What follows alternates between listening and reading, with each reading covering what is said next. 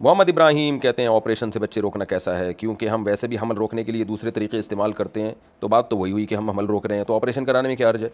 بھائی نبی صلی اللہ علیہ وسلم نے فرمایا تزوج الودود الولود، ایسی عورت سے نکاح کرو جو تمہیں کثرت سے اولاد دے، یہ ہمارے مذہب کا، ہمارے نبی کا حکم ہے، اس سے اولاد کی تربیت بھی اچھی ہوتی ہے جب بچے زیادہ ہوتے ہیں، اور اللہ پہ اعتماد اور توکل بھی ہوتا ہے، اللہ کی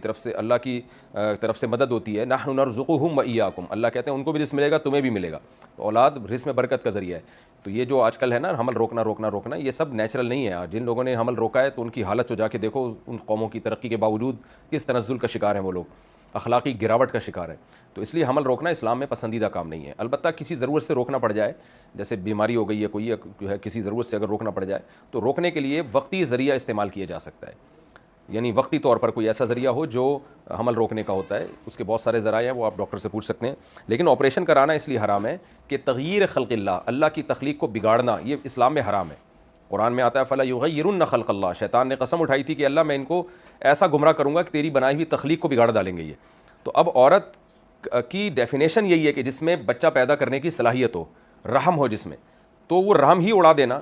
یا آپریشن کر کے بچہ پیدا کرنے کی صلاحیت ہی ختم کر دینا، تو یہ تغییر خلق اللہ ہے، یہ اللہ کی تخلیق کو بگاڑنا ہے، یہ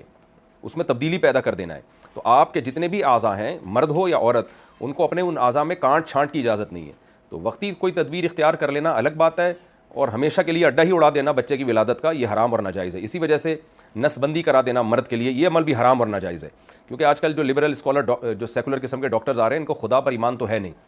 جنت جہنم ان کے لیے کوئی ویلیو نہیں رکھتی، یہ سمجھتے ہیں ہمیں جس نے پیدا کیا وہ پیدا کر کے چھوڑ دیا، بس جو چاہے کرتے پھرو، تو یہ نس بندی بھی کر رہے ہوتے ہیں، عورت کا آپریشن کر کے ولادت کا اڈا ہی اڑا رہے ہوتے ہیں، تو انہیں کوئی غرض نہیں ہے کون ہے پیدا کرنے والا، یہ عملی طور پر ملحدی ہوتے ہیں، عملی طور پر، تو اس لیے ان کے لیے تو کوئی بات نہیں ہے، لیکن جو اللہ پر اور آخرت پر یقین رکھتا ہے اس کی تو بھائی روح کانپ اٹھتی ہے کہ آپ اللہ کی بنائی ہوئی جسم میں ایسی تبدیلی کر رہے ہیں جس تبدیلی کی اللہ نے آپ کو پرمیشن نہیں دی ہے۔ ہاں موت کا خطرہ ہونا کسی عورت کو، جیسے کوئی کینسر ہو گیا تو پھر وہ عضو کاٹ دیا جاتا ہے، کیونکہ وہ کینسر پوری باڈی میں پھیلنے کا خطرہ ہوتا ہے، تو وہ ایک شرعی عذر ہے زندگی بچانے کے لیے، یہاں کوئی شرعی عذر تو نہیں ہے، یہاں تو زندگی ختم کرنے کے لیے ہو رہا ہے کہ تاکہ نسل ہی آئندہ کے لیے ختم ہو جائے، تو اس کی آپ کو کس نے اجازت دی ہے؟ تو یہ شرعاً جائز نہیں ہے۔